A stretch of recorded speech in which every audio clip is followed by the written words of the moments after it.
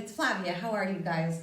I wanted to give you a quick update on a piece that I've finished, and it's called Deathbed.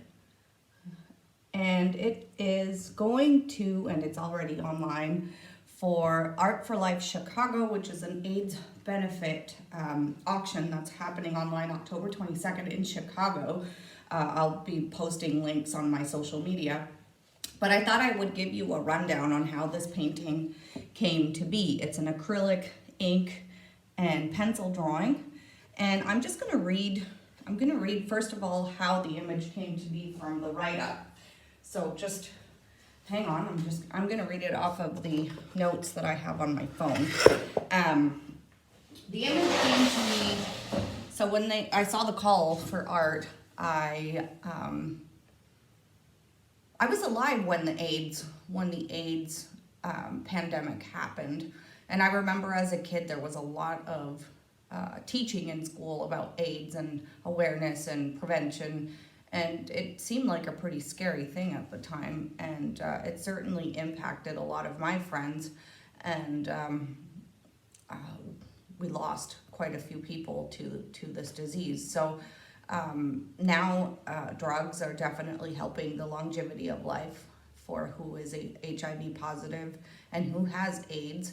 But since then, unfortunately, we've also buried a lot of people, and that's always something that is on our minds, especially lately with all the news of COVID and what's going on. So there's always a way that one can help others. The way that I've chosen to help is with art, and this is something I've been doing for a variety of philanthropic causes for a very, very long time, and I won't go into that.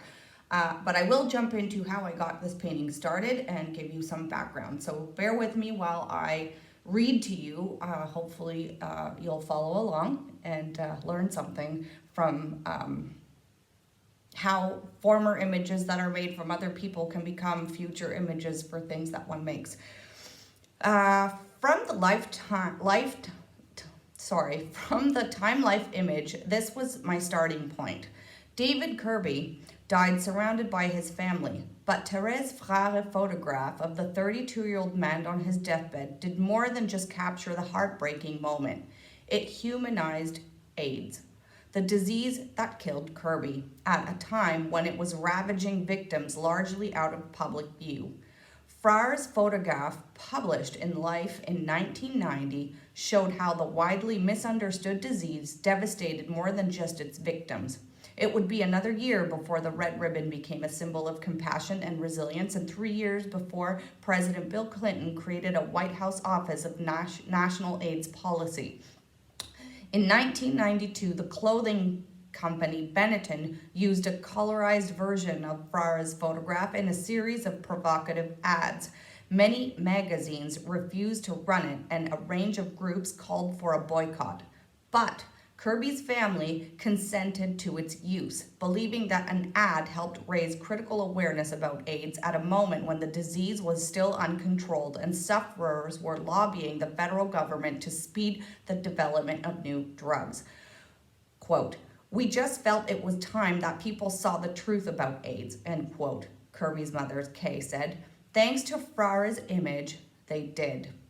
So I would add, the format is almost, so let's get to why and how I got to do this piece. So it's a 8.5 by 17, so it's a mini poster, and that was part of my consideration, because how this image got really, really famous, aside from the Time magazine picture, is that Benetton used it to run ad campaigns, and posters in the 80s were like a really big way to communicate to people at the time. And so I thought it would be good to do something that was, a mini version of a poster. So that was my first consideration. Obviously, I wish I had the picture image, but maybe you guys can look that up online, of David Kirby's face here, where he looks almost cadaveric actually in the picture that is taken. And he also takes on like a Christ-like semblance, which I thought was very interesting. And also the way the picture is formed, he's kind of draped in the bed and he has a hospital sheet over him that looks not unlike the Shroud of Christ. So that's also very interesting to look at, even in its tragedy. I'm just going to refer to my notes so I don't miss anything. I also considered the fact that that Toscanini, the photographer, that saw to use this image in an advertising method for Benetton. And at the time, Benetton was very much into social justice issues, and they used big ad campaigns. Other campaigns that they had were of interracial people kissing and religious people kissing and that kind of thing. So you might remember those kind of images. And they were on the forefront of critique. And often when things need to change, you have a group of people who are on the forefront of critiquing something that isn't working. So this is always happening generation after generation.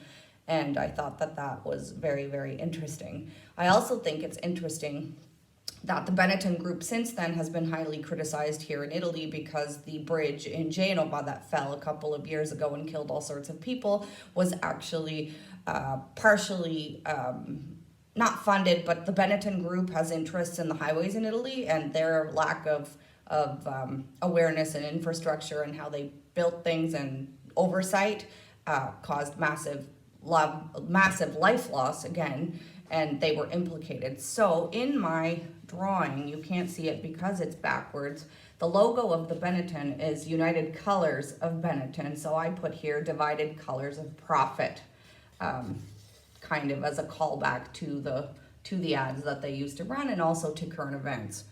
I'm going to move on through the picture. So we have David Kirby here, and you see his hands kind of frail. I took the image of the Time magazine with the logo of Time magazine and put it on his wrist, and I'm sure you can figure out what that means, the passing of time or the use of time and how we make use of time. Here you have the red ribbon running through his veins and the Band-Aid corrections that we tried to do on all sorts of issues that clearly don't work. As we move down, you see his legs are almost skeletal. He's got the ants kind of crawling and kind of dead and live roses coming up by the bed.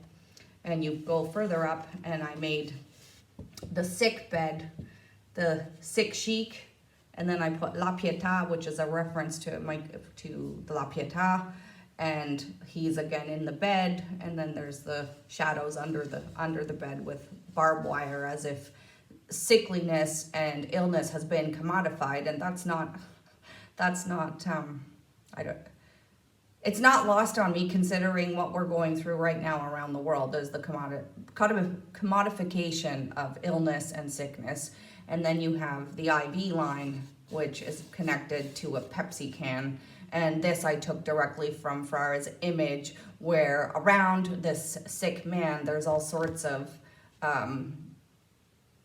items and objects, and on the sick bed there's all sorts of things around him, including a Pepsi can and the diet and all this, and so I tried to incorporate that. Then I put in black and white the LGBTQ rainbow, but that's also with the Banksy balloon maybe a little bit to signify that we're all in this together, but at the same time we're not, and that there's always divisions, and it's very, very sad. And then I put the Chicago Towers, forgive me Chicago, because I don't remember what you called this building at the Windy City, but I know that I saw it when I went to Chicago a few years back. Anyway, so this is kind of the explanation that I wanted to run by you. This is available at the auction at Art for Life Chicago. I will put the links in my post, and I hope you enjoy art. I hope that you continue to make not protest art, but art that means something for somebody else and that can help others. It really does make a difference, and you can do it from your home, and you can send it out, and you can figure out how to help someone else as well. I wish you well. I thank you very much for your attention. Keep making art. Stay feisty. Ciao.